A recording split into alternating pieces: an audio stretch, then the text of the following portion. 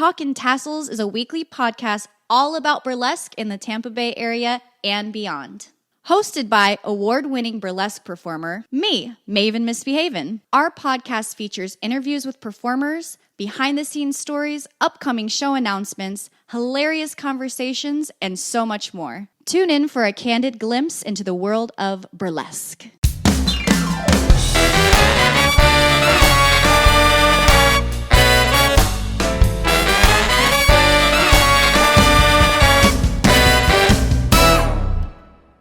Hello, everyone, and welcome to the second episode of Talk and Tassels.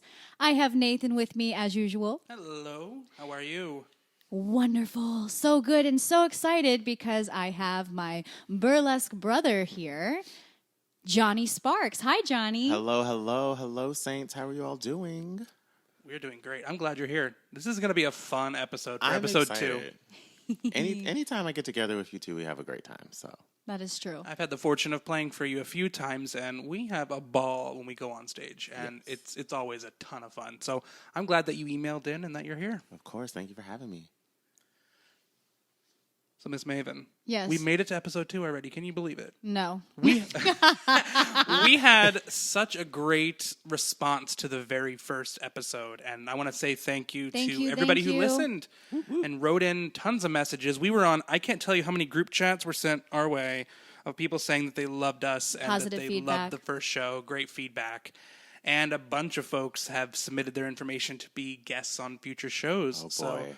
Yes. I'm glad that that is getting out there so much. So if you want to contact us at any time, we'll drop it a few times, but it's talkandtassels@gmail.com. You can also find us on Facebook, Talkin' Tassels Burlesque Podcast. And one thing you mentioned earlier is if you listen on iTunes or anywhere else, make sure to rate us. Leave us a Yes, rating. please. We're already starting to get a few. We're at a 4.5 on iTunes already. That's so great. let's make it a 5. It needs If to be you a 5. don't like it, just don't even rate Don't rate us. it. We don't care.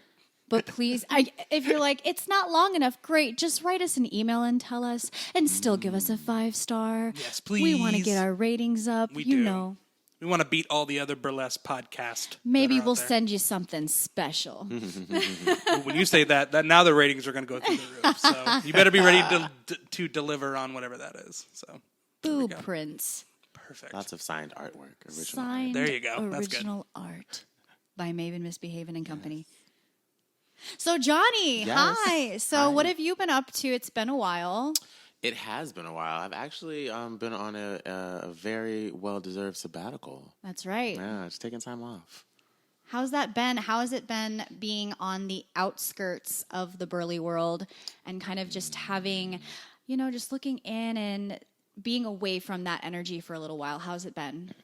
It definitely, when you love to do something, it's hard to step away and try to put that energy somewhere else. But I found that while I miss performing, I can still hang out with performers outside of performing. And Yeah. that was something that I had to realize. We didn't have to be at a show for me to spend time with these people. And I got to just really root for performers that I don't always get to see more because I wasn't focused on booking or gigs. Right. I could just sit on Facebook and see that they were doing a show. I popped up at some of your shows. Yes. Since, I took my time off just to be an audience member. And I really get to enjoy everything, which has been really lovely. Now, you did announce your retirement, but Yes. I feel like it's hard to say that you're retiring from burlesque or this industry because it just is a part of you. Once you're in it, it's a huge part of your life. So I feel like we say that we're retiring, but maybe just sometimes taking a step back. So my question is, are we going to see you on stage at all again in the future? That is a great question. I still have some of my costumes, some of my signature acts. And I think if the right show came around and at this point in my life, I would just want to do it just because. So, definitely if it was a benefit or a charity, I'm down to do that. You heard it here, everybody. If you're having a benefit show in the state of Florida and you want Johnny Sparks back, tell us. He hosts too, so if you need a host. A wonderful host. We used to host a couple of shows actually together Yes. at Flamingo Resort.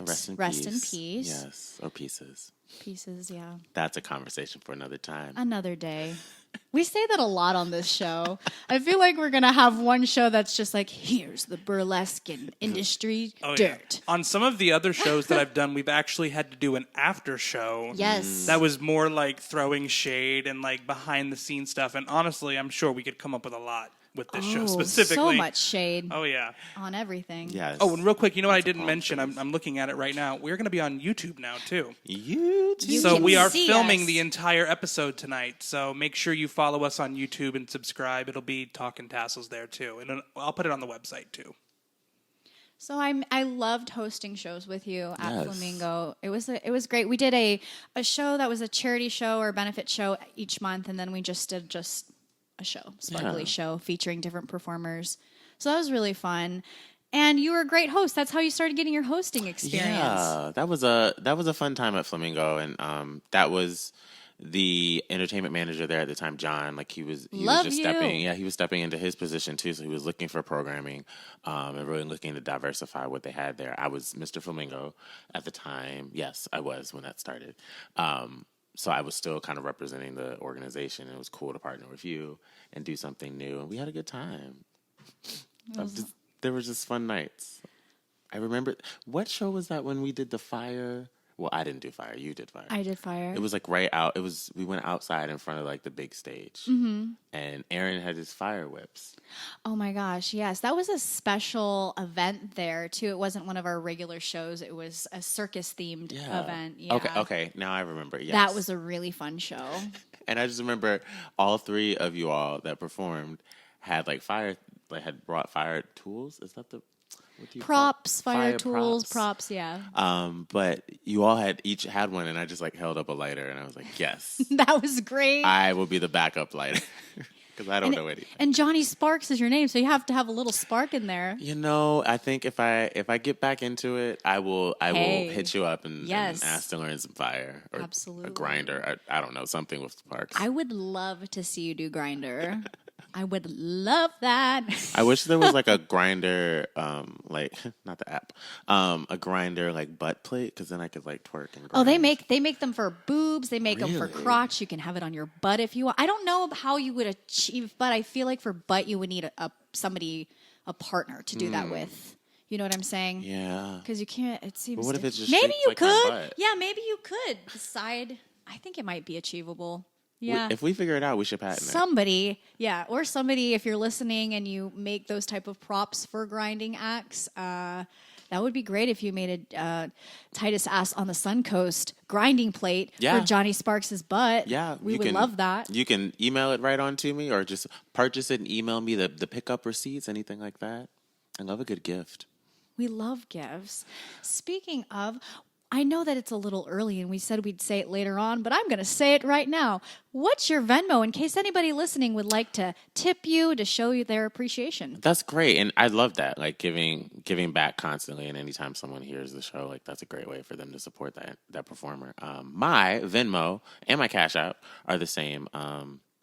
It is Live 5 PROD prod, or it might be Live 5 Productions. Venmo. I think it's shortened on Cash App. Awesome. Yeah, we'll put it on the website as well so they can tip you whenever they want. I do love a good tip. Yes, just we the love tip. just Only the tip. tip. Please Only the tip. Tip your performers. Tip our guests. It's wonderful. And if you're a burlesque spectator, that is something you absolutely should do. And if you're a listener who is a spectator, always have your ones ready, 5s preferably. Or 20s. Or 20s. Okay, I had to tell you something real quick. We were mentioning this. I was going through the tips recently for our very last show that we did for the band. I can't tell you, only during burlesque shows do we get tipped with a bunch of $2 bills. Yeah. I don't know if I'm the only person, what. but it's crazy. So we have a couple throughout the years, through at least especially the last 6 or 7 years, I've had patrons and followers and people who are big fans of the burlesque shows throughout Tampa Bay and beyond. They go to the bank and they specifically get out twos, which I love because it's not very interesting. It's I not didn't a even know dollar that twos were even a thing functioning anymore. Oh my gosh, yes. If you go to the bank, you can request them. And we have a lot of people that get them for, the Iberian shows. It's unique and interesting. Many shows. Yeah, it's unique. It stands out. And plus, if you get one, it looks like $1. It's $2. Yeah. You're doubling your money with one bill. It's amazing. Gotta love currency. Yes. Absolutely. Yes. I just thought that was really, really cool. Just going through the box, and all of a sudden, I'm like, oh, there's like 9 $2 bills here. That's awesome. It does make splitting like tip outs at the end of the night very interesting. It does. You're like, where is this number? Okay. Fun times.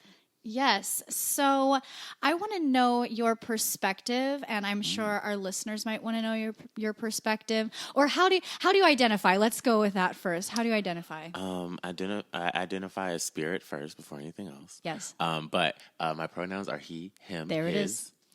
And I identify as so many things. You want me to go like through my identity, like Are we gonna get really deep here? Look, I try to be respectful and loving. I'm America's sweetheart, but sometimes we have to go deep dive.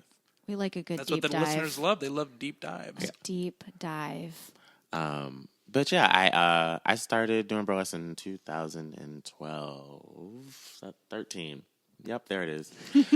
That's when I moved to Florida in 2012. But there's not a lot of, and across the industry, there's not a lot of male entertainers.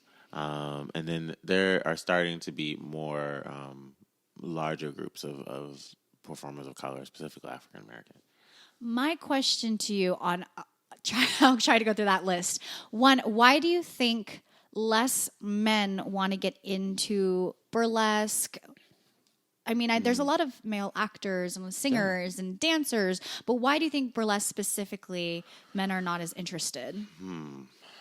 I mean, I will say I remember when I first started, a producer of the troupe in Sarasota, she was like, oh, you're so handsome, blah, blah, blah, like giving me compliments and then saying, I want you to audition for my burlesque troupe. And my first thought was, I'm not taking my clothes off in front of people. Right. I'm not Magic Mike, right? And I think that a lot of men and a lot of people in, society have that thought. That a man taking his clothes off is supposed to be, no shade, because I have friends that do the male reviews. Same.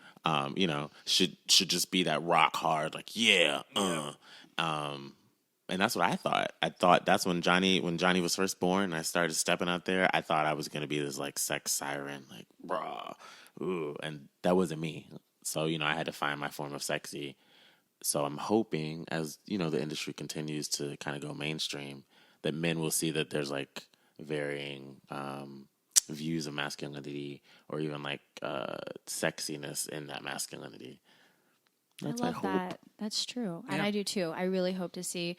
And if you're somebody who's ever considered you're a male performer and you want to get into burlesque, email us or contact Johnny, contact Maven, contact any of us. We would love to help you and guide you into it because I'd love to see more male. I'd love to see more non-binary as well. Yeah. People that are vocal about that. I think people are coming forward more about being non-binary and being comfortable in their skin enough to say that. But I think it's really cool to bring diversity to burlesque shows and it not just be male, female, that there's non-binary.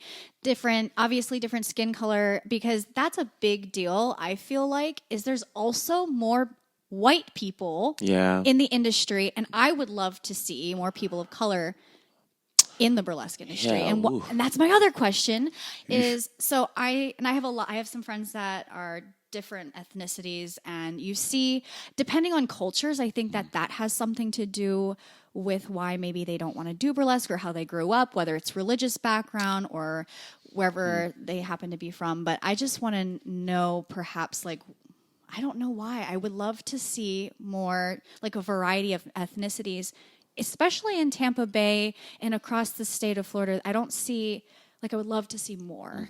So I don't know why that would be either. Why is there less diversity here, at least? Yeah, I guess it would just be, access and even advertisement. You think about communicating. Let's say I have a show in February, and I'm communicating. If I'm just like going to where I, socialize or go after work or something like that, then it's just in my bubble. And so because of that, only those types of people that access that bubble are going to get that information. What can we do to give that, information to different groups of people who may not even know that yet? How do we integrate that into other... I don't know how to go about that, but I would love to somehow do that so that it's a wider audience. I'm really interested in like cross promotion. Yeah. Something that I realized like in the drag pageant scene. There's lots of different pageants, and you can bar pageants, regional pageant, national, all these things. And I noticed that you'd go to a pageant, you'd sit and root for your friend, but during the pageant, they would also mention any other upcoming pageants. Like that cross promotion will helps, because people that come to that pageant or people that come to your show may not think to come to a show that I'm hosting. They would know because we've worked together enough. Yeah. But I'm saying like if we were separate performers that were in, I don't know, so let's say like you were here in Tampa and I was in Miami, 2 different groups of people. So then if you come down to Miami and you're doing a show, it might be harder for you to book, but I can say like, hey, my friend from Tampa is doing a show down here. Everybody that came to my show gets $2 off their ticket if you go to her show. That cross promotion expands. I love doing cross promotion at my shows, and I actually encourage performers if they want me to specifically say they're going to be at a festival coming up or they have a show coming up, because in all the venues that I do shows at, obviously this is not our only venue. Right. And a lot of these performers that I'm bringing in are from all over the state and sometimes out of the state. But I'm thinking more like cross-promoting with things that are not burlesque. That would be good too. Trying to bring that diversity in. And I have always been trying to figure out the best ways to go about that, because it's kind of like it has to be an educational thing first. Okay, well, what is this? You want to cross-promote with what? Whether it's bands or whatever it happens to be at different venues. But I think it'd be really cool to cross-promote with something that isn't burlesque, and that might widen that audience more, at least in the Tampa Bay area and beyond. And something you said made me think. At my job, we're doing a lot of conversations about how we're changing the communication styles about the brand. But they were talking about something called centric circles. So the smaller circle in the center are the people that know your brand already. So you can kind of just say like, "Hey, we're having a show. Hope come out and see it." The circle outside of that is people that may have heard of your brand but don't know much about it. So then you really have to communicate about what it is, or say it in a way that will allow them to be open to it. Like, come and see a sultry night of striptease, like all the fancy words, right? I may not even say like it's a Star Wars theme or anything. I would just say like it's a classy night, feel elegant with your boo, and come and enjoy this show. Then there's people that have never seen burlesque, don't know what it is. Maybe at like a monster truck rally, for instance. Do we? Maybe. I mean, maybe. Yeah. So, with them, you would just be like, hey, this is burlesque. There's going to be slightly naked people on stage. This is not a strip club. Either way, you should treat both of those performers with respect. Right.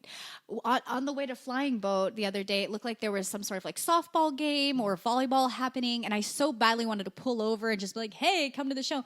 But I would rather have had somebody go with me. And also, I'm like, I don't know what the audience would be for this.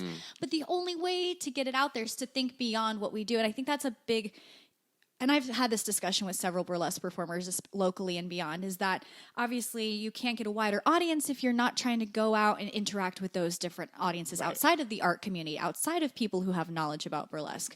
And I think a lot of us just get so wrapped up in what we're doing and our mindset within our art and within the burlesque community that we don't think of, okay, you know what, maybe if we did go to a sports bar, maybe 2 of 50 people, but then those 2 out of 50 people would know about burlesque, and that's widening that audience. Because it's still such a niche, even though social media has connected us all, and it seems like if you have burlesque on your news feed, or you have circus or whatever you follow and you like, you see a lot of it. So you feel like there's more of it.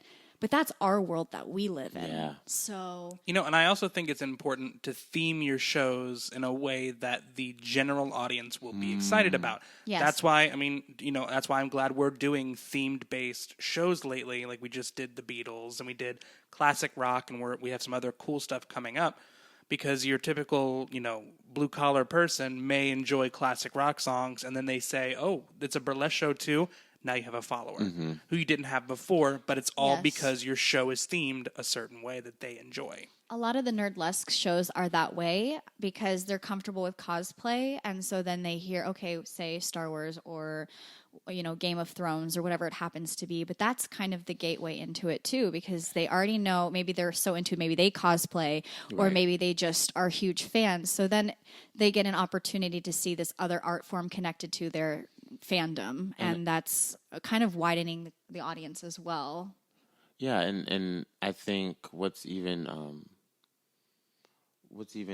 greater is that in that communication, like you really can you can say to them, like, for this Beatles show, you could just advertise it to people that don't know about the burlesque side of it, just like, hey, there's going to be this Beatles show, like, we're playing all these songs, there's going to be live performances, right? So Billy Bob gets his ticket because he wants to hear some Beatles classics. He shows up at this brewery. He gets a nice brew. He sits down. Wham, bam, thank you, ma'am. It's like, look at these beautiful dancers. It's like trickery, but not really. It's just creative marketing to that right demographic. But even the flyer that you created, it was that way. It looked like a classic poster. I literally researched Beatles posters from way back when they first started with the gradient theme and just the guitar. And I'm like, this will jump out to the everyday music lover that loves the Beatles. And it just happens to be 6 burlesque performers as well. And people loved it. I'm sure, and I can tell based on that audience, there were a lot of new people to burlesque there. Oh, yeah, and then you were doing it not in a traditional performance it was a space, very different place. Right? It's an event space at Fly and Brew. And I haven't been physically in the space, but I know, like, there's some improv folks that I work with that also use the space for improv shows. Sure. But the people that go to breweries, that's a completely different demo than the people that come to burlesque shows. There's some crossover, but... Well, that's like Nilla Bean kind of... years ago of started with Barley Mow and doing the shows there, and that was the crossover there. You're getting beer lovers to see and experience burlesque, and you teach respect too, because a lot of people because Florida is one of the biggest strip club places in the nation. You're teaching respect, and you're teaching people, okay, this is a body, yes, it's sexy and it's fun, but also respect that, and that it is an art form. And I think that putting it different places like that, breweries and things, it opens people's minds to that. And our audiences are generally mid-20s to 80s. Yeah. Almost all of our shows. Every show that I throw, I'm like, wow, there's so many. Our audience is broad. Oh, yeah. I mean, working in theater as we do, we see that demographic, especially in Florida. Oh, yeah, very old. There is, like, we could go out to do any theater production at any given time, and it's like, look at all the white hair. I mean, they're here. They are great patrons. They have, what is that term? They have disposable income. Yes. They do. And what's that like? Like, I spoke to some older folks that have come to some of our burlesque shows, and they absolutely love it. Yeah. And there are some that also remember when burlesque was kind of ending. Like, in the early 1900s. Like the actual burlesque. Yeah, burlesque, vaudeville, that sort of stuff, that may have actually seen some of it when it was back in the day. So they have experienced it, and they're glad that people our age are embracing that classic style of performance art, which I think is very, very important to not let that die. It's not in history books, but it should be, because it's a big part of history, and it's something that is pushed aside so tremendously. Burlesque and vaudeville led to traditional musical theater. Okay, but I have a question. Yes. Now, do you believe that, because I don't consider myself a classic performer, I just consider myself a burlesque performer, just in general. Do you feel that classic performance is still needed the way society is going right now with all of these different niches of things? So, like, you can do a million shows right now about like Stranger Things or like any type of TV show or movies. Like, there's all these different things that you can do a specific show about versus like just doing classic show with like instrumental jazz or... I think there's something so special about preserving history and showing people that art form. I love modern burlesque and modern circus and the evolution of those things. But you have to look, in order to appreciate that, it's great to know where everything came from. So, I mean, obviously there's certain things that we can't do that are classic burlesque. Oh, that's a whole nother thing. We kind of touched on that last time about how every city and everywhere is different as far as like what you can reveal and what you can't reveal. And even here in Florida, like there's some performers that when they perform in their home troupe, they can't take a bra off at all. Can't take a bra. Have to have their butt cleavage is hidden. So it really going back to takes that, all the fun out of it. Really, I've been pulled off stage in the middle of an act in Jacksonville. It's been fun. Really? Oh my gosh. Oh yes. What happened there? I was doing an act. Which act? I don't remember the act. I think it was my Kinky Boots act. I had a feeling. And at the time, my reveal was just like a red, like sparkly thong. And the manager made the DJ cut the music and like pulled me off stage like, you can't have your butt out, da da da da, because quote unquote they have blue laws in Duval County where Jacksonville is. Right. And they didn't have a cabaret license for that space. I was like, okay, that's fine. So then my friend and yours, Ms. Batiko Cat, like comes out for her act. I don't even remember the act she had, but she also had a thong on. So like same amount of fabric between our butt cheeks. And they let her do the whole act. And I was like, interesting. That is very interesting. I was at a gay club, so it was even more interesting. Oh, wow. That's double interesting. I was like, okay. So I love those states or towns or counties. Yeah, it's very, very I wish they would just open interesting. it up, and if you're a consenting adult who pays the ticket price and it says on the poster, this is what you're getting, let them go in. Yeah, I think truthfully. that would be a good thing to do. Like, Small Line does contain modest nudity. And that might actually be a good selling point, too. You never know. Oh, yeah, but, that's true. I think when it comes to the classic shows, you got to be very careful with it, too. Because if you're going to do classic burlesque, you have to present it as it was, where it had the full band, where it had the tease that took a while. Because a lot of those teases where I'm going to take my glove off, and they went nuts. Yeah. And I'm going to take my shawl off, and that took forever. But that's the classic style. That's how the tease was, because taking off just that little bit was huge. And they didn't have the internet to go on and look at, all the porn. They didn't have porn. It's true. And if you're going to do it with a full band. Do it with, the proper comedy. kind of comedy. Involve comedy and a variety acrobatics. show, yeah, for sure. Yeah. And that's and I think there would be a huge market for that. And I know some groups are attempting to do that and doing that around here, which is fantastic. It's just you have to make sure you're doing it somewhat historically accurately to be able to do the best version of that show. That's at least just in my performer opinion. So I think that absolutely, I think classic style is very important, and it's influenced my career quite a bit and a lot of people around me. But I love the progression as well. There's a lot of aspects of that. So yeah, no, I think that there will always be a place for that classic bump and grind that I really do, no matter how, even if we're in, in space suits in space, freaking stripping, there's still somebody that's going to have a panel skirt and take off the gloves one at a time. Be a very clunky strip with very all that costume. clunky. Okay. Also, never actually said this in public.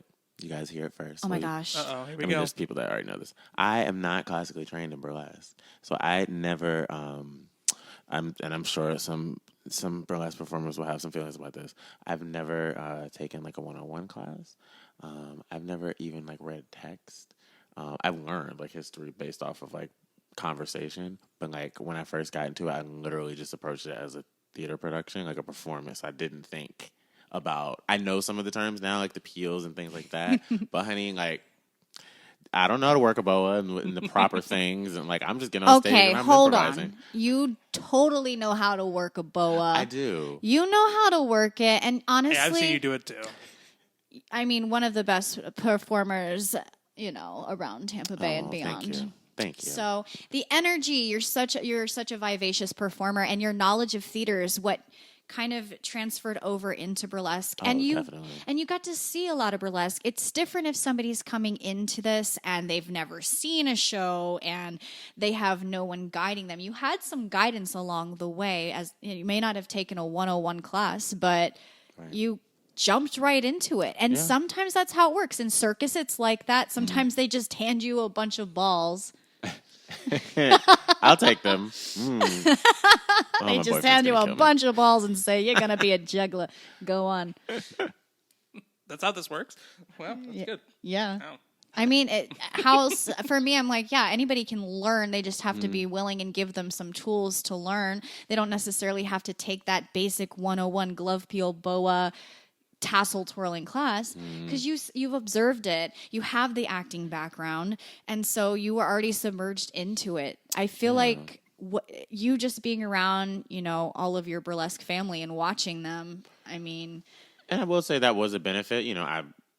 If you look up performers across Florida, there's not a lot of males. Nope. Just like in the national scene, but even specifically in Florida, with as large of a state that we have, like you would think that we would have more. But we don't. I could probably count on both my hands, maybe one of my hands. That's no shade. They're all great performers. There's just not a lot of us. But because of that, when I first started out, I was cast more in shows because like I'm a male entertainer and or I'm a male presenting entertainer, and so because of that, that's another audience group that like a producer can pull in. And so you're right. I got to see a lot of different shows. I met you at a show. Where did we meet? Was it for a Black Diamond show? Oh, was it a peep show? I think it was a peep show. Okay, Might have been the first time that I met you was at one of the peep shows. Yeah. Okay. But yeah, I've made friends just from my first like 2 or 3 years. There are pictures if you dig deep enough in my Facebook. Terrible costuming, terrible. And I've never been a costumer person. I didn't wear makeup when I first started. Like no type of makeup, not a lip, not mascara. Like very basic costuming. I gave you a good show. Listen here, most people get on stage unless you have a mentor you knew throughout the years. Like we were saying, I didn't have much guidance or anything when I first got on stage. There was barely YouTube about burlesque. There's a couple ladies that were on YouTube that I had followed, and I've read some books and looked up some articles, but there really wasn't that much. We had MySpace, and that's how I got introduced. Ooh, We yes. talked about it last time. That's how I kind of got introduced to seeing some burlesque performers. But I think I had Ivy Les Vixens on my MySpace, I'm pretty sure, which is really strange to think about.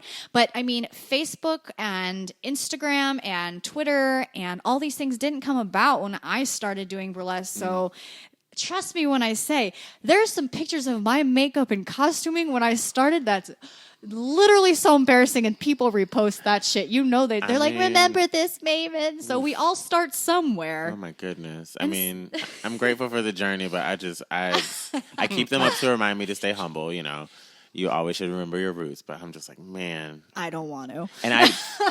And what was worse for me kidding. is that there wasn't a male in the area that I could really reach out to. So I was pulling inspiration from watching, all of you all female performers perform and watching okay, how can I really like this bra? How can I make this into a top?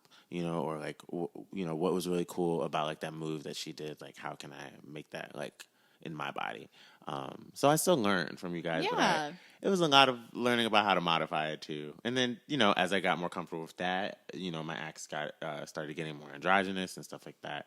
I got to play with both sides of my identity. I love that. I love the diversity in your acts and how you could come on stage super feminine appearing and then also get on stage and do which one? I love the Boy Scout. Oh, okay. It's another funny story. I used that costume for 3 different acts. Okay. The first act was I created originally because of that drama and with the Boy Scouts letting gay kids in. Mm-hmm. That's why I originally made it. And then I did Spelling Bee. Yes. The live Broadway burlesque. That was a fun night. That was a lot of fun. It was a great show. Oh, musical theater. I remember that, and we played. It was My Unfortunate Erection. Yes, that was our first time being. That was the very first time together. Yeah. Yes. That was a great show. Was that the first show that we did burlesque? together? No, that wasn't the very first live band. The very first so. live band was Blues. Oh, that's right. 2.5 years ago. Can you believe that? Good God. And wow. I will say there's something about performing with a band. I've been fortunate to do several different shows with live bands, and I'm just like, wow, it's just a different energy, and it really, for me, connects back to my theater roots of just feeling that music and just going with it. You feel it so much more. And you ask anybody who comes to the shows, that's why we really wanted to work together more this year and do more live band burlesque, is because people feel it more too, just as much as we feel it as performers. Our audiences just are so much more involved in it. It's not just a track. It's literally everything's live and right there in person with them. There's something magical about that combination. And we make the band play from 25 minutes pre-show, throughout intermission, and both sets. So we play like 25 songs for every show. Wow. And it's because it keeps the audience moving. Right. It makes them spend more money. Hello. And they absolutely love it. And we get a lot of good suggestions on different shows to do. And it's a great energy, and we'll keep doing it forever. High Noon vodka and soda.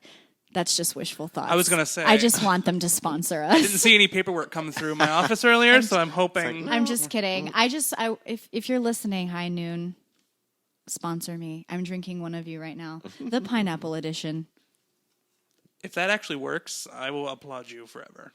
We've been trying for a while. They had some of their reps at one of our shows, and we all took a picture in our burlesque costuming holding the High Noons. So this is just another step in the right direction. Sponsor us. Thank you. That's fantastic.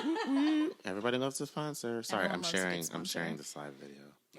Yes, we are on Facebook Live, and if we get anybody who submits any questions or whatnot through Facebook Live, I will ask them during the show. Yeah. Hey. What do you want to know? While we're in this transition process right here between the first part and second part, we can drop some information on how to follow us. If you go on Facebook, just look up Talk and Tassels Burlesque Podcast. You'll find us there. You can also go to talkandtassels.com, and that's our website. And we're going to feature, we have our bios up, and any guest that comes on, their bios will be there, as well as their shareable payment information, which I hope you guys tip our guests. Tip them well. So you can find us there. You can find us on Spotify. Yes. iTunes. Yes. YouTube. Yes. And Google Play Store. Y'all are official. Yeah, we're getting out there. So things are happening. we had a lot of people reach out to us after the very first episode saying that they loved it. So thank you guys so much. And, Thank you. Yeah, here we go. Part 2. So, Johnny Sparks. Yes. Now, I would love to know one of your favorite memories, one of your favorite show memories, one of them in burlesque. Favorite show memory, a moment when you were on stage. I've heard a lot of them. I've experienced some with you, but I would love to hear it from you, what you think one of your favorite moments would be. Oh, man. So many. I guess I'll tell this one because it's probably most known amongst the burlesque world here in Florida. So I was performing for the second time with Big Bang Boom Cabaret. Oh my gosh, I knew this was coming. Yeah, I'm going to tell this story. This is why people love Johnny Sparks so much and why they love my signature act, Rubber Ducky. So I was performing for the very second time at with Big Bang Boom in Orlando, and they were still at the venue, rest in peace venue. Or at least that iteration of the venue. And I was doing my Rubber Ducky act. And at the end of the act, I won't spoil it, I have my reveal, which is covering my members in between my legs. Members. Mm-hmm. Yes, Jeff and the twins. So...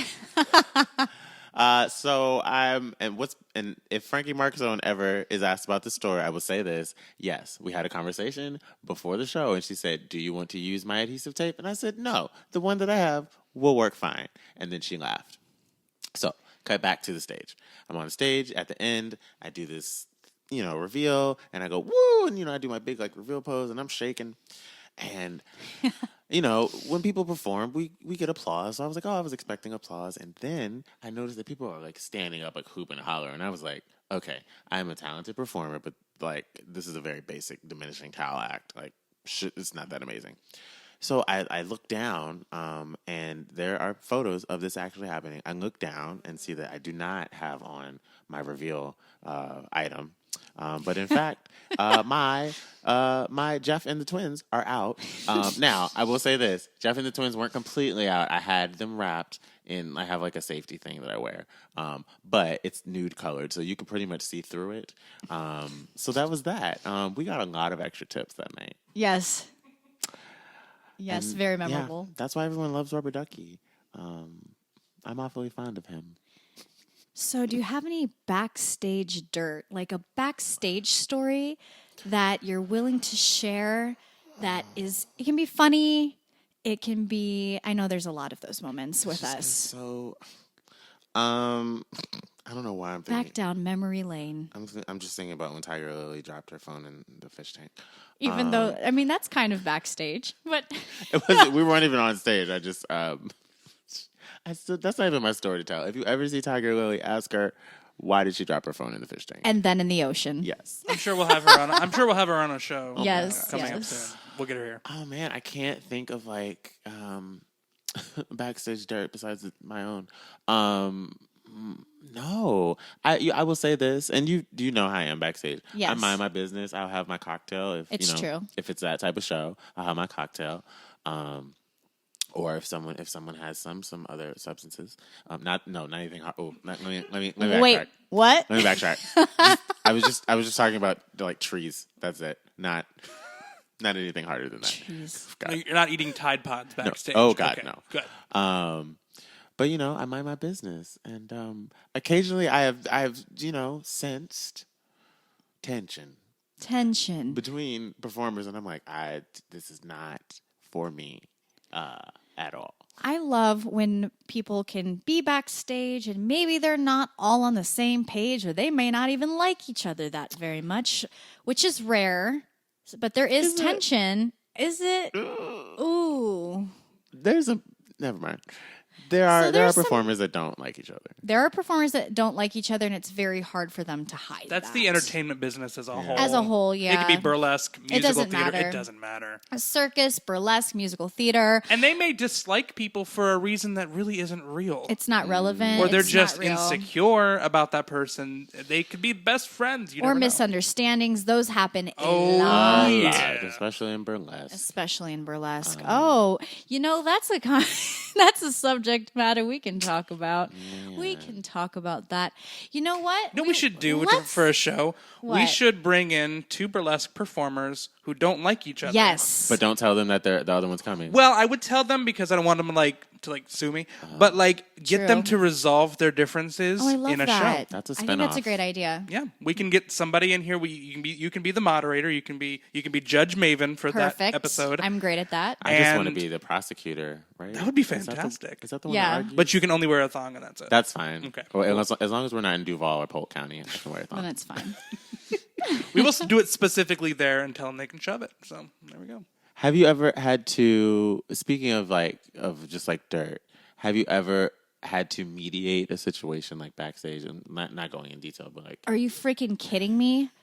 Do you know how many shows I've thrown and events?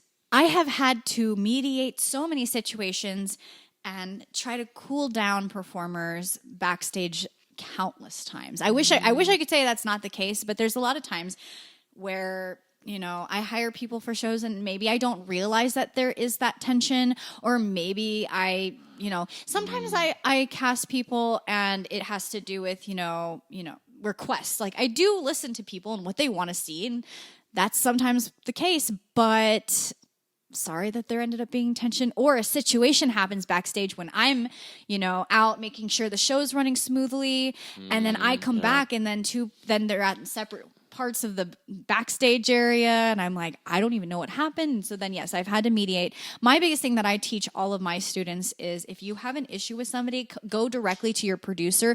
Do not even create that tension backstage. During the Do show. not During create, a show is it's that's so awful. disrespectful, but a lot of people are not taught that and they don't understand. But I think It's also a job. They need to treat it Yes. as if they're going to work. it's a job. Well, that's a whole nother conversation between hobbyists and people that are doing it as a performer. Because I know some people, even though they're getting paid, they still view it as a hobby or side thing. Yeah. But I mean, the rest of us and some of us do it. That's our job. Anytime someone's paying me for something, I'm gonna put your as much of professional my, face, yeah. my professional 100% face on it. And that's what, I mean, even considering most of the people within our Tampa Bay burlesque community around the state, we all pretty much uphold that professionalism and we expect that professionalism as well in return. So if you're coming into it and I've pulled people aside after shows and said, hey, this was not a good look. This wasn't professional.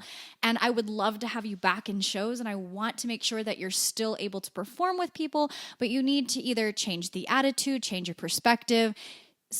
As minimal things as small things like that people don't think about. A lot of people have food allergies. If you're at a show and you're bringing curry backstage or you're bringing tuna or you're bringing something like that. First of all, if anybody wants to know about backstage etiquette, if you're a performer and you want to talk about it, we can talk about it. So to be clear, curry or, first of all, I'm not, that violates like work. Well, you can bring curry to work, but like tuna, any type of fish. Like, if they're going to eat that and then go out on stage. Oh. Especially most of our dressing rooms are like closets. Listen, exactly. Liquor cabinets, whatever it happens to be. Hey, that's stairwells. Small stairwells. But even bringing a cheeseburger and french fries, that grease smell like backstage when everyone's getting ready. Yeah. It's disruptive, and some people might, you just have to think it's courtesies, whether it's, okay, I'm having a shit day, or, okay, I don't like this performer I'm working with, or, there's certain courtesies. And I've been there. I have been in a show, and you just got to work with it. You just got to. You just work. I have performed alongside people that I no longer have respect for, or whatever it happens to be. And I keep it quiet. I don't talk about it. And we move forward with the show. And some people can't do that. And I understand it's emotional and people have those hardships with people. But for me, you just move forward with it and you just perform. You're there for a job, whether you're a hobbyist or not. You're upheld. The audience doesn't know if you're a hobbyist or not. They don't know that. That's always my thing. And I don't want even them in to theater. know that either. As far as everyone's concerned, you are a professional performer. You're on stage. They're paying the money to see you. Yep. So be. Well, I say that with like professional musicians and even community theater groups too. Your audience is coming to see a professional-ish, at least, production of a show. Right. You have to do your job, even if you're not getting paid to do it. If you took on that responsibility, you need to go through and do the best job, as if your money depended on it. If people are paying to see me, I want to give them a performance or a presentation that is worth that money. And you also don't know who's in the audience. You might be performing for somebody who's a producer for like a New York cabaret or somewhere big, and they want to see what local talent we have here. You could blow your chance if you're, phoning it in that night. True story. Exactly. So when I won Burley Picks, Florida Burley Picks in 2015, and they had the championships and they were in Los Angeles, I was feeling like really, really bad that day. Like I don't know if it was like the time change, and I just wasn't feeling good, but I had to compete. So I did the show, and I was still as cordial as I could be backstage. Mind you, the venue that we were in does not have air conditioning. It was very, very, very hot. That's always hard. And so we were all like dealing with it. They had brought fans in, and the girls' faces are just like melting. I didn't even put like makeup on. I was doing my Genie act, which has makeup, and I was just like, nope, not doing it. So I ended up performing. It was fine, had a great time. But had I been, acting really shitty, I might not have gotten the booking that I got out of it. So, like, after that event, because I was so nice backstage, one of the producers for the Wisconsin Burlesque Festival was like, hey, we're doing this festival. Do you want to headline? And I was like, okay. Like, I've only been doing this for 3 years. That's a big deal. Sure. And it was a great experience, but you never know who's going to be in the audience or backstage. Absolutely. So again, if you're sick or you're having an issue with somebody or something, it's just remaining professional no matter what throughout that. Letting your producer know, man. Yeah, I have driven to South Florida, sick as hell, barely able to open my eyes, and still performed and sang. Mm-hmm. Mm-hmm. And I know a lot of other people in my shows have done the same. Yeah. They're like, I feel like crap, but I said I would be here and I'll be here. I'm not saying, like, obviously there are circumstances. Yeah, life happens. Yeah, there are circumstances, and I'm completely understanding of that. But it's overall being professional. And we have people from all over the world that come to St. Pete and come to Tampa and come to Miami and come to Jacksonville to see these shows.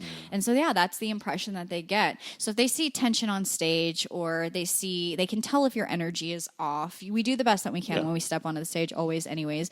But be respectful of your fellow performers and don't be an asshole. Again, episode 2, don't be an asshole.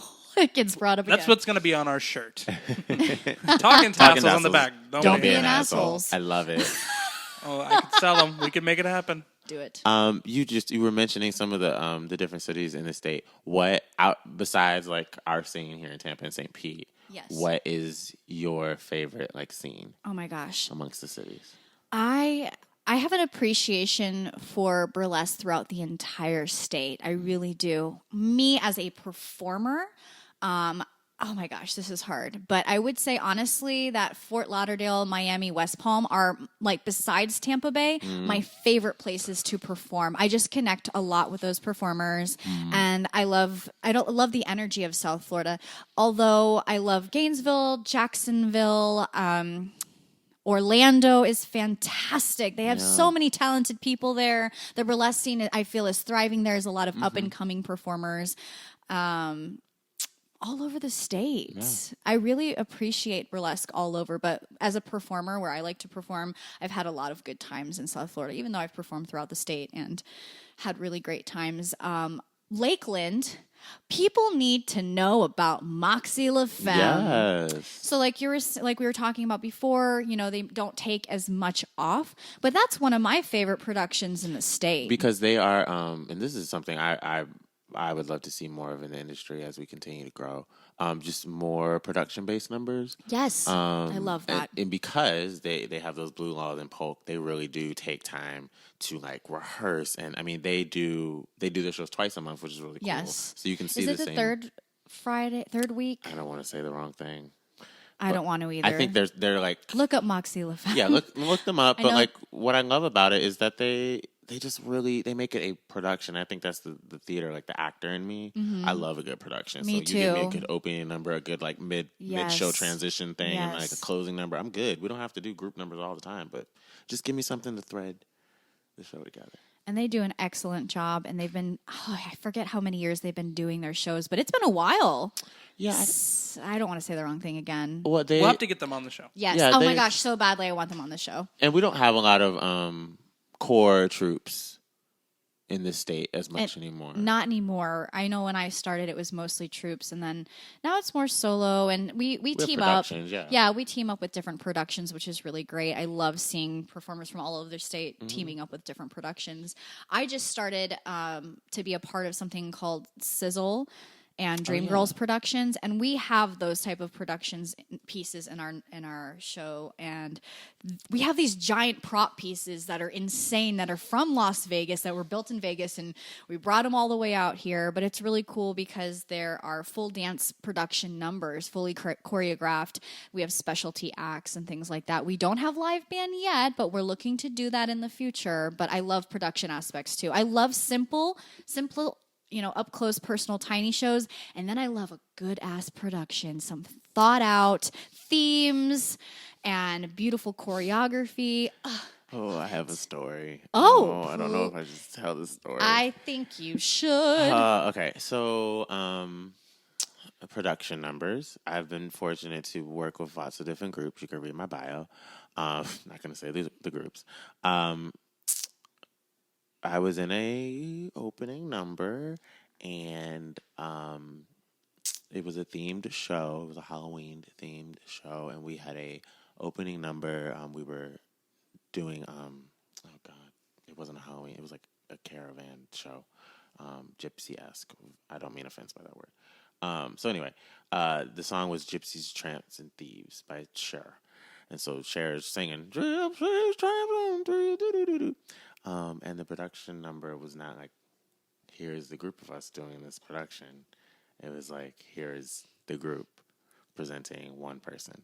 Right. And it was just weird. And it wasn't like, I don't know, like Ray Gunn's in town and he's headlining the show and we like make him a focal point of the opening. Yes, it's not Ray like that. Gunn. He would be fabulous. That man can dance his ass off. Oh my gosh. But it was kind of in a very self-seeking, self-serving, like, look at me. And that person wasn't technically a performer in the cast, so it was just weird. I think it's great to see cohesive productions and time like well thought out and spent on numbers instead of something that is thrown together. And you know what? No shade if you throw something together, because I've definitely thrown some shit together. Been there. Right? But I absolutely love well thought out numbers and group numbers. Yep. I think that's special. I think that it shows that people took that extra time. I know that it's hard with scheduling and we can't all be a professional troupe together because of the rehearsing and, like I said, scheduling, but I think I love when I see a well put together production. I think when we revisit the Broadway burlesque, when I'm sure we'll probably do another one of those, we should do a full group opening number with just big everything. I think that'd be great. It would be really cool. It would be really. This is my producer hat coming on. It would be really cool to see, like, in that opening number, like, just play to the strengths of that group, right? Obviously, every, like, especially if you do, you're doing a live band, everybody in the group is not going to be able to sing, right? Sure. But if there are 2 or 3, like, strong singers, like, you can do, like, a big opening number from a musical, and, like, those strong singers can take those Or parts. we could do a mashup and do several different musicals. That would be really fun. For, like, kind of think of, like, the Tony Awards opening numbers. That's it's always a picturing. mashup of a bunch of different songs from different shows. And showcase the people who can sing, who can do more, acrobatic dancing. You never know if they have, like, a musical theater background. I think that'd be really fun. Everybody and wants doing to be in a that musical. Doing that for any sort of genre too, I think would be cool if we can start integrating, like, big opening numbers where everybody does, everybody knows the routines, or at the end. So I think that'd be cool. Mm-hmm. I gained a lot of appreciation for production numbers and stuff when I was working at Flamingo. We did a lot of, like, production numbers. It was easy for me because we were doing a lot of theater songs. So, like, I was already familiar with them. But like, we would come, like, the 2 weeks before the show. We would find a day and another day and meet, and we would knock it out for, like, 2 hours, just running the choreography, making sure everyone knew the lyrics because we're lip syncing. I appreciated that. And I would love to see more of it in the burlesque side of things. What else would you love to see more of within the burlesque performance community? I would love to see, on the performer side, I would love to see consistent mentorship. I would love to see, and this has been increasing, just producers, like, actively diversifying their casts. Not necessarily ethnically. Yes, that's great. But also, like, in type of performer. Because I've seen shows and I'm like, these are, like, 3 of the same style performer. So I think, just producers being more thorough with, like, really looking at their show as a full show. Like, and you do a really great job of, like, maneuvering numbers and stuff like that. But sometimes I've been in shows where I'm like, why is my number right behind this act? Okay. You could, like, put us in different acts. I'm very, very thorough. I'm very thorough. My emails are very long.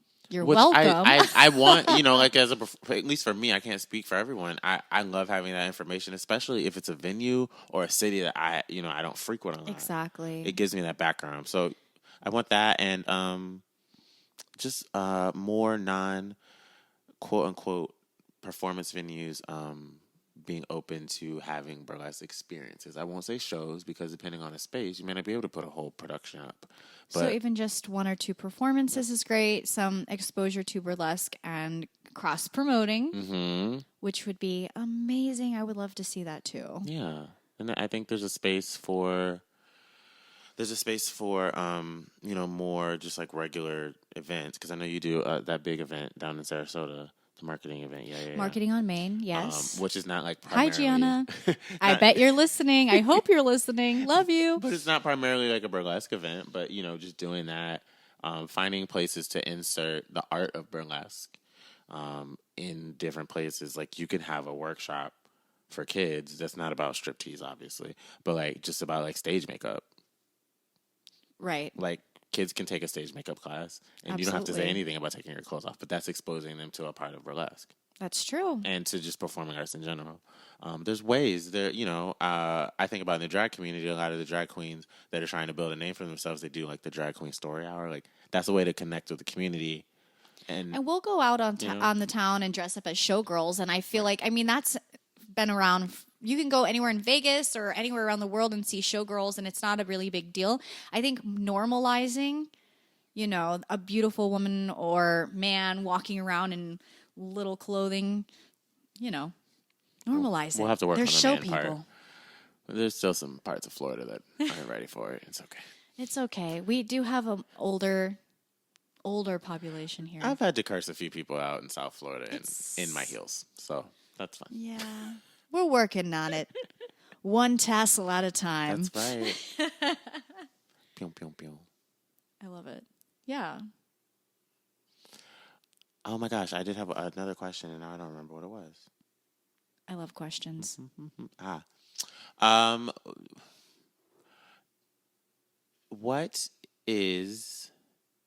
What has been your most fulfilling act? Oh my gosh. This is so hard for me. It can be within your top 5. It doesn't have to be your ultimate. I think we kind of asked that like last week too, and you were like, "Oh my god, I can't think," because favorites most, I guess adding like your favorite thing you've done in your entire career is a tough thing to do. But like when it comes to fulfillment, like did you do one act and you're like, "Oh my god, that made my life"? Yeah. No, and I actually had a recent conversation with somebody that I love and admire and who's become a really good friend of mine, who shared some insight with me this last week. And they said to me that, I guess it's kind of like this, but I've had a lot of moments on stage that I'm proud of and that are highlights. A big moment is anytime I'm on stage, not necessarily performing, but I think a big thing for me is producing.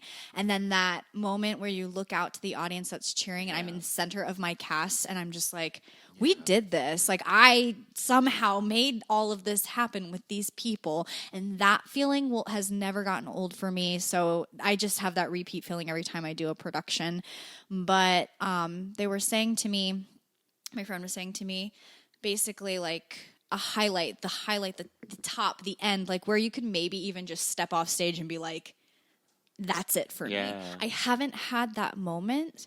So as we were talking about me kind of backing out of burlesque a little bit, I haven't had that moment on stage where I was like, this is the end all be all. I'm very fulfilled by this moment. I've had many fulfilling moments, but I haven't had one that stands out the most. You think I might, but I haven't. That I can't think of. And if I can think of it, I'll bring it up in the next episode. But I just can't think of. I've had so many great moments. So I'm not sure. I think I've had mine. What was yours? So I made an act like 3 or 4 years ago. And it was for the troupe I was in, Black Diamond. It was for an anniversary show, and I really wanted to do like a big act. And like a lot of my acts are character based and things like that. But I knew I wanted to make like a statement. And so that's when I created my Black Lives Matter act. And I did it a few times in Sarasota. I've done it a few times in Orlando. But then I got booked to do a show in San Francisco. And it was an all-male or male presenting burlesque show, but for men of color. So I was stoked to go to San Francisco. It's my town. Can't live there. It's too expensive, but I love the city. But I remember doing that act, and there was this... I've never experienced being in a cast of people, full of people that look like me. May have a different experience, but like look like me. That was really cool. And then to do like that act, that means like so much to me in front of a audience that like just really was like appreciating like all the different types of acts that we were bringing. Because it was like the cast was like a wide range of like masculine presenting and skewing masculinity in ways, and it was just really dope to be presenting that. I was like, man, if I don't ever do another show again, I'm good. Like it was that show, and I've had like great memories being on the road with you. Actually, we've been on the road a lot.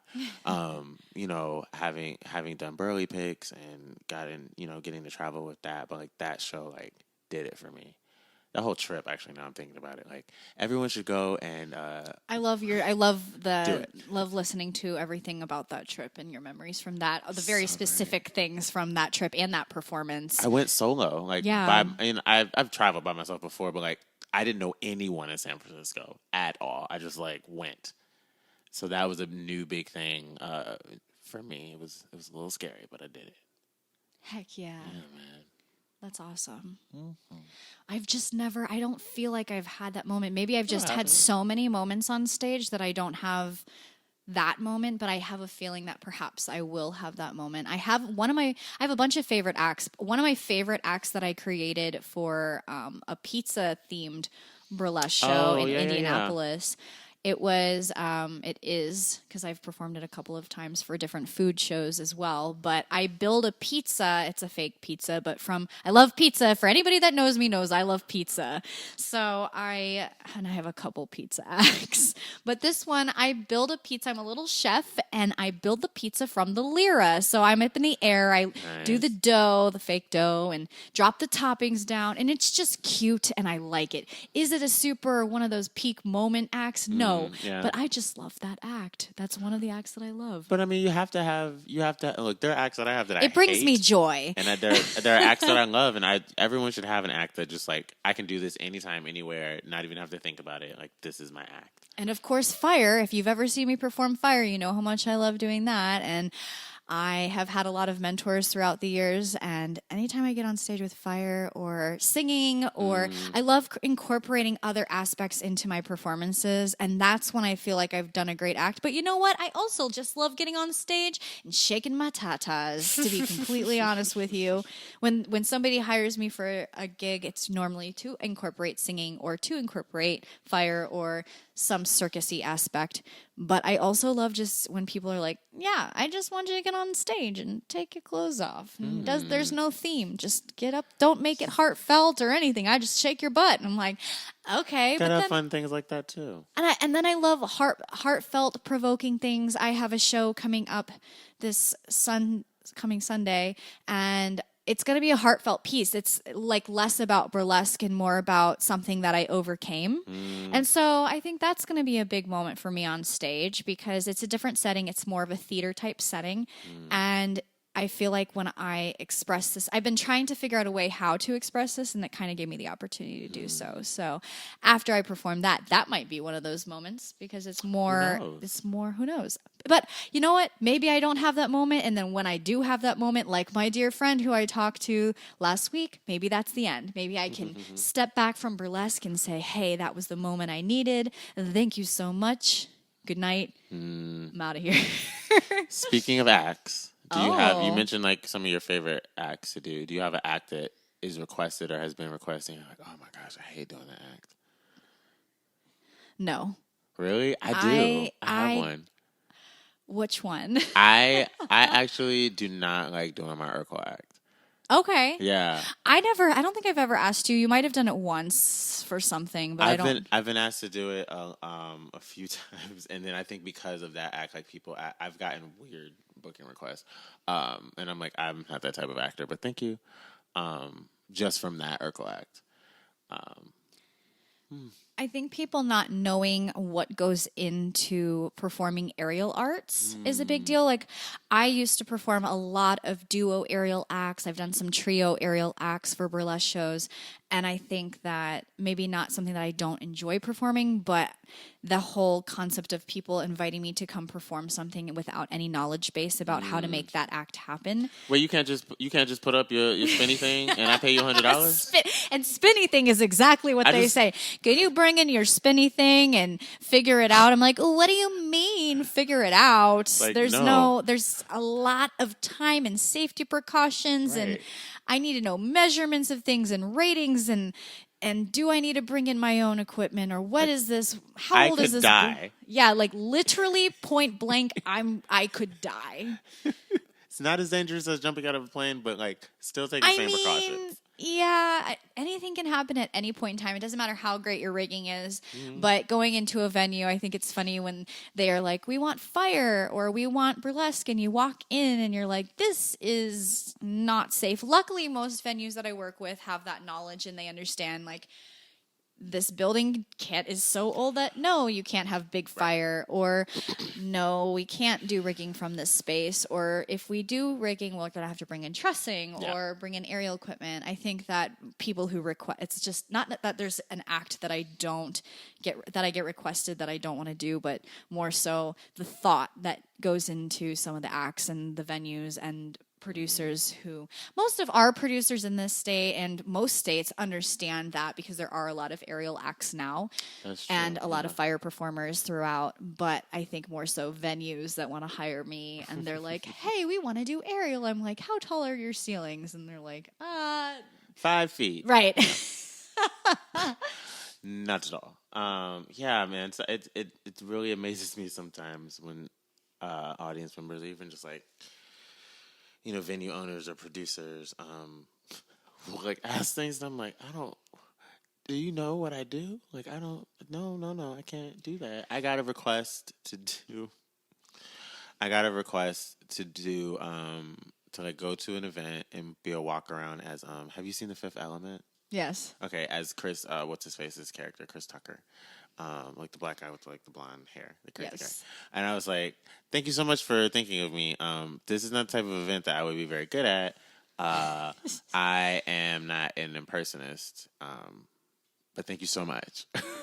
I was just like, I don't know, but then I mean, I guess because you do like Maryland, yes, and you do. Do you have any other like? I've done Lady Gaga, Katy Perry, Christina Aguilera. I see Christina. Yeah, I've done Gwen Stefani, quite a few different characters, but as far as impersonations go, but I don't get tired of those either. Like I have a lot of. There's nothing that I don't get anything that I'm like. I'm trying to think if there's anything, and I really just if you're hiring me for something that I do that I probably love it, unless you can think of something for me that I wouldn't love, but. I don't know. Just sometimes I just get so. I love the audiences. I love you guys. We love you. I think it's because like when I worked at Flamingo, like it was so as a male performer in the cast, like because in like the gay male scene, like it's so hypersexualized that like they see Johnny and they think when Johnny like comes off stage and I'm walking to the bar to get a beverage, like you can grab on me, and it's like no, I mean you shouldn't grab on any performer. Don't touch the performers. I'm like, what are you doing? Oh, you don't have a boyfriend? It doesn't matter if I don't have a boyfriend. You shouldn't be grabbing on me like that. Nathan, do you have any? I know there is because we've had this discussion. But any musical or songs that you are just tired of getting requests for? Oh my God! See, I've been waiting like to all ask. the things. Well, as a musical theater tenor, I've been asked to sing music at the night probably 450 million times. I've done it every time, especially if they pay. That I'm sick of? I don't know. I mean, besides maybe that one, I've had to do "Bring 'Em Home" a million times from Les Mis. Yeah. I mean, I love it because it's fun to sing. I don't think I've ever had anything, at least like as a singer performer myself. I don't think there's been much.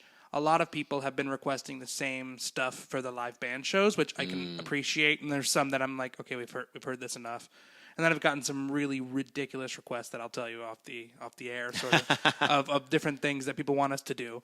But yeah, I don't know. If it came through Gig Salad, then I'm pretty sure it's probably. Oh my God! I did that when I first salad. started.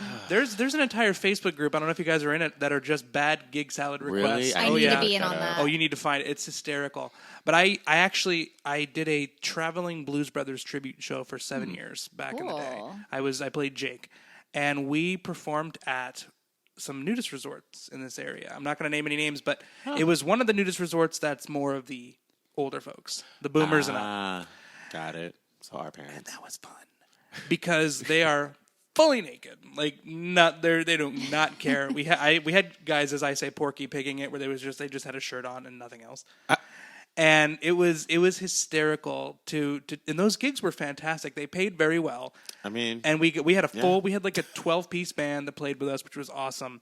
But we did the same stuff, and I sang Soul Man like a million times, and it got to a point where we were doing it, and we're like, okay, we're starting to die. We did some like dinner cruises, and we would do Valentine's Day shows, and we did like the ones that go out of Clearwater and St. Pete. Yeah, and it was fun, but it got to a point where I'm like, I don't want to sing the same 12 songs for the rest of my life. So I can only do Jailhouse Rock so many times before I just want to go to jail myself. Like I don't want to deal with it. But yeah, it's interesting the different kinds of things you're constantly requested, and I find it very interesting during some of our live band shows. We've never had somebody like scream out "Play XYZ" or your typical "Play Freebird" or whatever. We've never had anybody yell out a request. Don't do it. Right, that's not an invitation. And to be honest with you, like a lot of the time, we've done the songs that people would request. Like when we did classic rock burlesque, we did every song you can think of that people would immediately jump to. We spent a lot of time on it. You want those iconic and songs. in our next show, which is February 28th at Iberian Rooster, which is the Hearts and Tarts show, we have one of the most ridiculous set list I've ever put together with Miss Maven here. It is some of the most outlandish and amazing songs. I gave it to the band and they went, "Is this a joke?" Like, not even in a bad way. They were like, "Is this really what we're doing?" They're so excited. They're so excited. It is. We're doing. I'll give a couple. We're doing "Pour Some Sugar on Me" from Def Leppard, which is going to be probably one of the biggest ones. We're doing "Girls, Girls, Girls," Motley Crue. So I'm making, but those are the songs that people usually request ad nauseum. So we're just going to go ahead and get them out of the way and do them. And they're fun songs and they're great classics for a reason. But yeah, it's fun to do that, and it's good to get requests, and we'll do what we can to fulfill it. And that's a great cast too. Wait, that cast is a great cast. Had a lot of fun and surprises. Oh yeah, I want to hear who the cast is after we get off. Oh yes, okay. Yeah. I don't know if you want to pub it, but either way, I want to know. Why not? Well, we are getting to the point of the show now where plugs and whatnot will happen. So, however you want to do it, my dear. Okay, hey Johnny, if we want to find out if you are doing any shows or performances or events in the Tampa Bay area and beyond, how would we find you? That's great. You can find me on Instagram at Sparks of Johnny. That's SPARKSOFJ. How do I spell my name? OHNNY. There we go. I had to think about it for a second. We'll also share it on the website and all of our Facebook. And you can find me on just Johnny Sparks on Facebook. And in my day life, I'm also a professional actor, so I don't mind sharing this. You can go to patrickajackson.com and see what's going on there. Which I'm super excited. We're all going to get a group together and come see your current show, which is going to be great. Yes. And your Venmo Cash App info again? Is I want to confirm this. While I'm stopping and talking, I should say that the applications are open for the Florida Burley Picks. Applications are open for Florida Burley Picks. If you're listening, absolutely. There you go. You should totally do it. They're a lot of fun. Do it. If you're an up-and-coming performer or you're just looking for some great feedback on your act, the Burley Picks is a great way to do that, double-checking. And I'm excited because it's my 5-year anniversary as Florida champion. Congratulations. Yes. So I'll be celebrating that and taking a step back. Leela Bell, Quaintrell, and Alistair Graves are kind of taking the lead. Excellent, yes. Producer spot, and I'm just there to kind of assist and facilitate some of the behind-the-scenes stuff. So, yeah, my Cash App and my Venmo are Live 5 Productions. That is my Live 5 Productions company that I do all my artist stuff out of. Cool. Yeah, we'll make sure to put it on our website as well and your bio and all that so they can follow you and get to know you a little bit better. Yeah. Well, Miss Maven, we have made it. We did it. Episode 2 is done. Done. And like I said, we have a list of folks that is growing of people who want to be on the show. But if you want us to include you in that, and you are a local burlesque performer, or if you're a burlesque enthusiast and you want to come chat with us, email talkandtassels@gmail.com, and we would be happy to hear from you. You can find us on Facebook, Talk and Tassels. We'll have more social media as the show grows. I didn't want to do a whole bunch right off the bat and waste a bunch of time. But as the show grows and as we get past a certain milestone, we'll start releasing some more. I'll usually go on Facebook Live and promote the shows that way. Yeah. But make sure to follow us on iTunes and subscribe and leave us recommendations and ratings and that sort of stuff. We'd love to see your feedback. Give us some 5 stars. We would love some 5 stars. Get us up there. You can find us on Spotify, which is really cool, the Google Play Store, and now on YouTube, there's the camera right there. We'll wave at the camera. Hello, camera. And all of our shows will be uploaded there as well. So now, if someone wants to tip the show, what do they do? Oh, that's a good. We should do that. We need to get on that. If you would like to tip us, they can tip it to yours. Yeah, if you would like to tip us, you could go to Venmo, Exquisite ENT, or Cash App, which is Maven Misbehavin', or PayPal. There's another one. Multiple streams. There you go. Miss Maven, MISSMAYVEN @gmail.com. We do love tips too. If you are enjoying yourself in the show, we plan on having burlesque enthusiasts, burlesque performers, all types of anything related to the world of burlesque, and we hope to have you and join us. Thank you so much again, Johnny, my burlesque brother, Tightest Ass on the Suncoast. Yay! Forever and always. Yes, forever and always. Drink your water and mind your business. And now that the floors and mics are all covered in glitter, we say good night. Bye. Bye. Good night.